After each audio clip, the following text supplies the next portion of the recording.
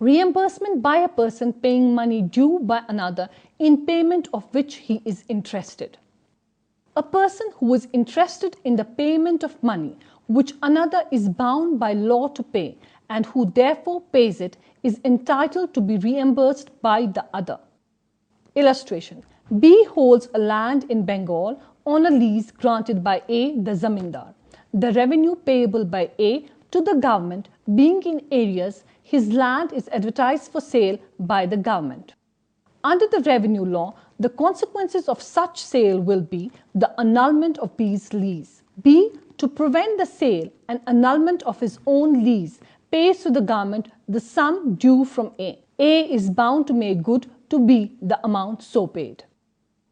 The conditions for liability under this section are: payer must be interested in making the payment.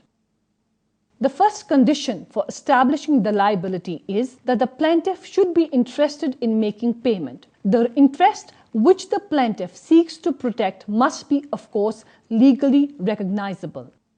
Allahabad High Court in Munni Bibi versus Triloki Nath and accordingly Madhya Pradesh High Court in Transferred Shipping Services versus Owners etc. has held that the plaintiff's honest belief that he has an interest to protect is enough for providing him reimbursement under this section.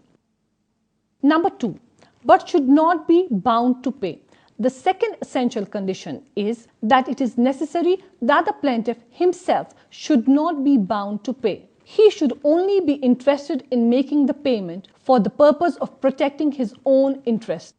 Where a person is jointly liable with others to pay, a payment by him of the other's share would not give him a right of recovery under this section. Number 3. The defendant should be under a legal compulsion to pay.